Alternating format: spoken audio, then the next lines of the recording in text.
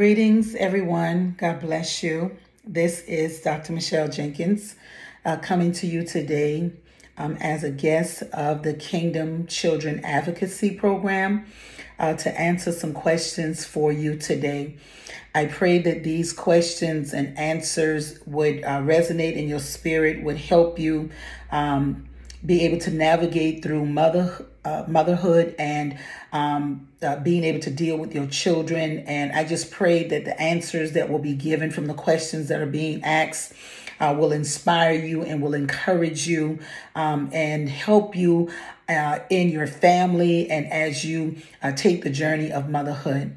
So I was asked a few questions and I'm going to answer them with the honesty and the integrity of my heart. With the assistance of the Spirit of God to be able to bring to you some insight from the realm of motherhood. And so the questions that were asked of me by the Kingdom Children Network was, how was motherhood for me growing up?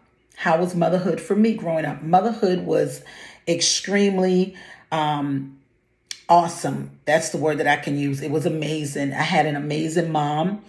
Her name was Loretta. She was a sanctified woman. She was saved. She loved the Lord. And because of her love for the Lord, she loved her children. And she showed us that love. She implemented that love. She demonstrated that love for us.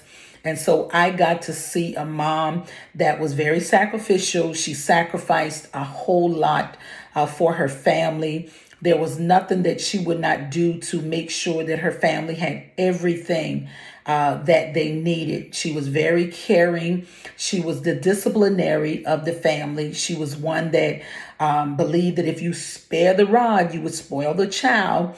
And so, of course, that part about us, we probably didn't like about mom.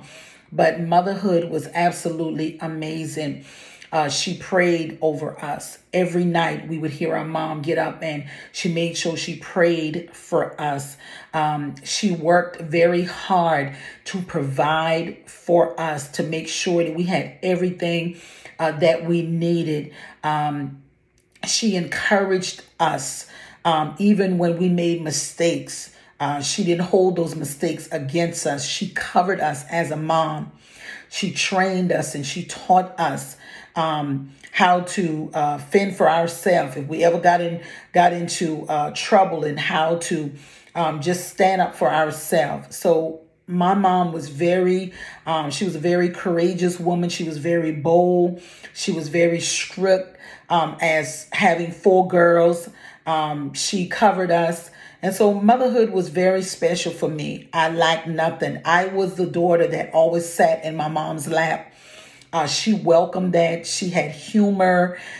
She was fun to be around. And so I give God praise, honor, and glory for a strong woman of God that left a legacy for all of her daughters and all of her children. Was she perfect? Absolutely not, because there is no perfect mom. But she was an example of what I could follow. And because of her example as a mom, I was able to pick up some of those traits, and I was able to glean from her style of raising her children and what the Lord gave her. And because of her, I am a better mom today. So I give God praise, honor, and glory for my mom. The next question was, how did that relate to my motherhood, raising my family? I have a family. I am married. I've been married for 32 years. My mom, in her first marriage, before my dad died, she was married for 29 years. And so we have 2 children and 4 grandchildren. And so, like I said, I took a lot of things from my mom. I took hardworking from my mom. I took being serious about family from my mom. I took praying and prophesying over my children from my mom. I took discipline, how to discipline without injuring my children, because you could discipline and injure your children, but she taught me how to discipline without injuring my children, without hurting my children. She taught me how to make my children feel special as she made us feel special as a mom, and how to have a relationship and how to bond with my children. So I thank God for all the things that I was able to take from my mom growing up. I learned how to pray. I learned how to pay bills. I learned the importance of making sure your bills are paid on time. I learned how to manage my house. All of these things matriculated from what my mom was and what she taught us. She taught us how to be strong women.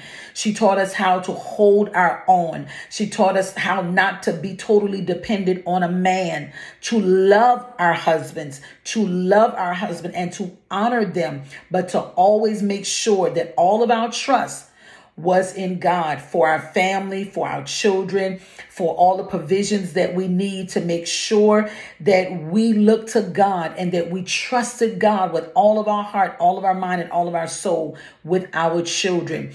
My mom taught me, and it spilled over into my motherhood, to make sure that my children knew God, to make sure that my children went to church, to make sure that my children put God first, to make sure that my children read the Bible, to make sure that my children had a foundation, and that foundation was prayer.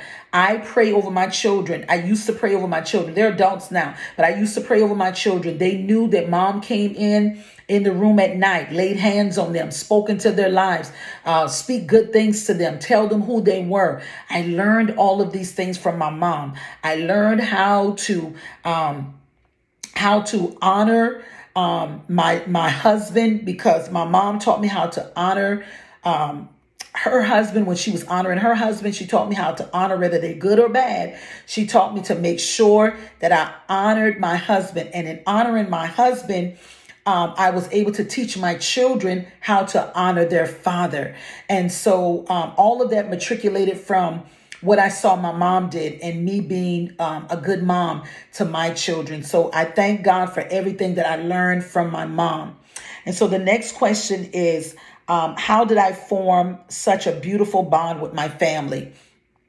I formed a beautiful bond with my family, number one, because I made that a priority in my life. If you're going to bond with your family, and your family is going to be beautiful, we know that no family is perfect. There is no perfect family, but there is a way that you can bond with your children, and you can bond with your family. You have to make it a priority. There's so many different things that's going on in our world today that will take us away from family time, that will take us away from being with our children and even our grandchildren. But to make sure that we're able to bond, you have to make it a priority. You have to make time for family time. And that is something that I did with my children. I made sure when my children was growing up, I made sure we had family time. I made sure we had vacation time. We went on vacation. We had little family rules that we went by. It caused us to bond. We had family meetings when we needed to iron out something, or someone wasn't pleased about something. We would say, hey, let's have a family meeting. Let's all come together and have a family meeting.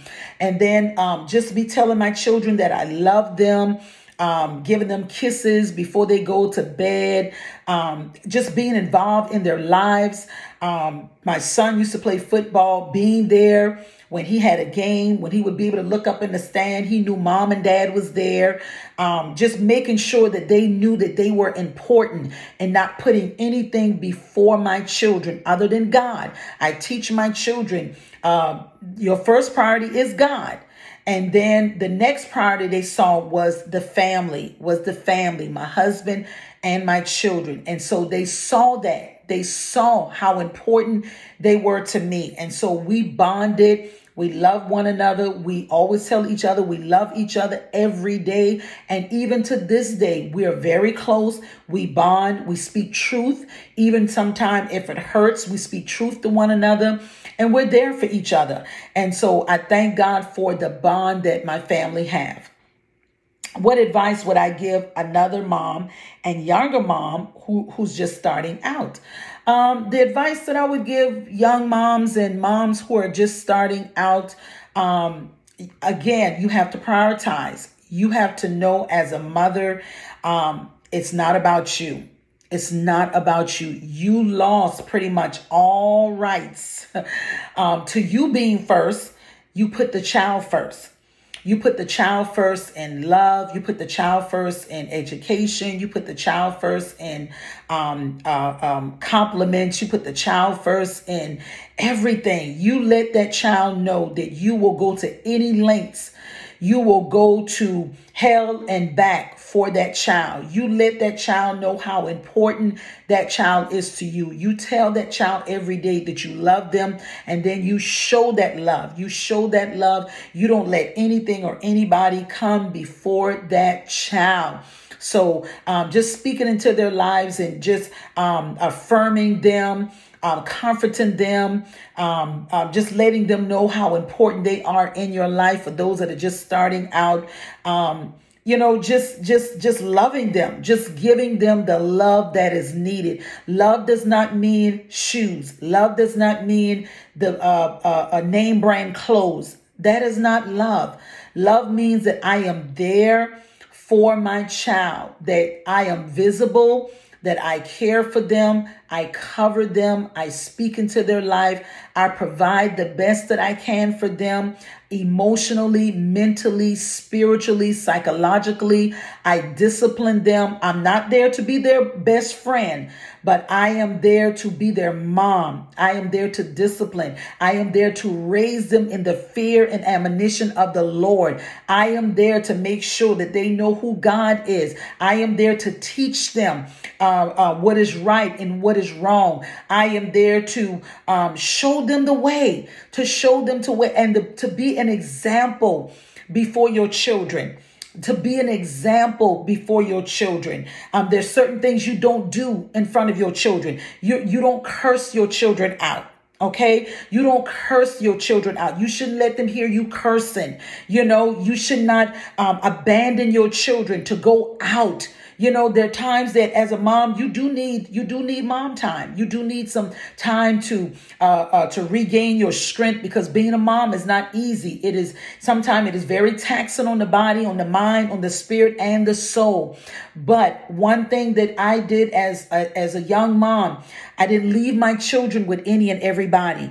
I didn't drop my children off to my mother's house all the time. I understood that this was my child and that it was my responsibility to care for my children. You don't leave your children with any and everybody. You don't curse in front of your children. You don't do things in front of your children that you don't want them to pick up, because you are the first teacher for your child. Everything that they'll learn, especially in those first 3 years, will become because you taught them. You are the first teacher for your children. And so you want to make sure that you lay a good foundation for your children. Give your children back to the Lord. That's the first thing you need to do. Give your children, offer your children back to the Lord. The Bible said when Jesus went into the temple, when Mary and Joseph brought Jesus into the temple, they offered Jesus back to the Lord. Hannah offered Samuel back to the Lord. Give your children back to the Lord, because they don't belong to you anyway. They are lent to you. You were lent those children. You are there to manage their lives.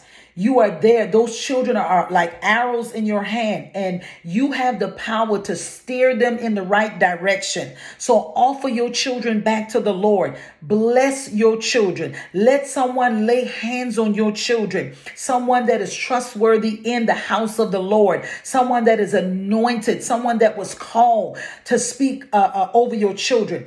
And give them back to the Lord. Present those children back to the Lord. Give them back to the Lord. for their growth, and then bring them up in the fear and the admonition of the Lord. And then do not provoke your children. Do not cause your children to be angry. Do not do things that will anger your children, but live the life. Live a clean, holy life before your children. Don't put a man before your children. If you're not married, if you are married, then your husband does come before your children. But if you are not married and you're a single mom, then make sure that you don't put a man before your children. Okay? You don't put, because children will be able to sense that. They'll pick it up. Protect your children at all costs. Protect your children. Listen to your children.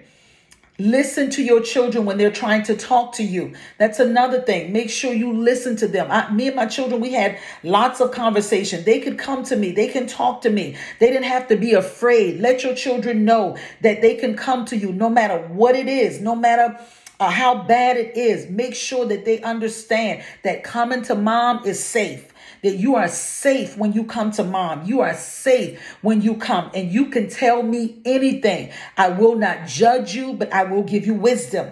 I will not judge you when you fall or when you falter. I will not judge you, but just let that child know. Just let that child know that you are a safe place for them, and that they don't have to be afraid to come to you.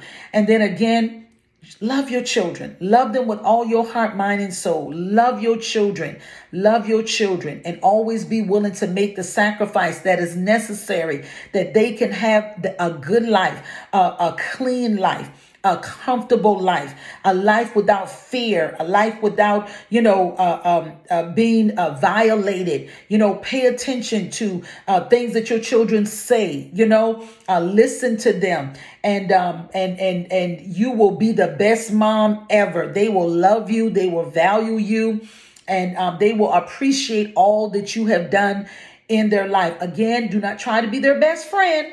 Don't try to be their best friend. Be their mom. And sometimes it means that you may have to make tough decisions, or you may have to, stand your ground as a mom, not really give into them, for things that they want that's not good for them.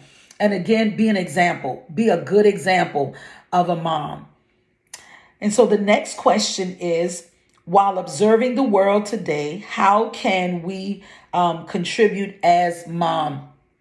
And you can contribute by being wise when you don't know what to do, because this world is so unpredictable. The Bible says that we're living in perilous time. There's a lot of things. We're not living in the world that we lived in 30 years ago, or 50 years ago, or 20 years ago. And some of the things that you can do is you can connect with older moms.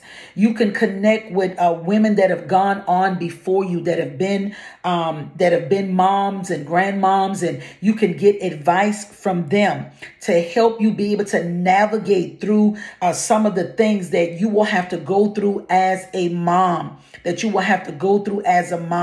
because this world that we live in today is not like how it used to be. But there is wisdom out there. You can contribute wisdom to your children. You can hand your children down some of the lessons that you have learned from your mom, from your grandmother, those things that grounded you, those things that help you to be able to be the woman of God that you are today, or those things that guided you when you were in fear and when you didn't know what to do. You can take those advices, you can take those lessons, and you can pass those things down to your children.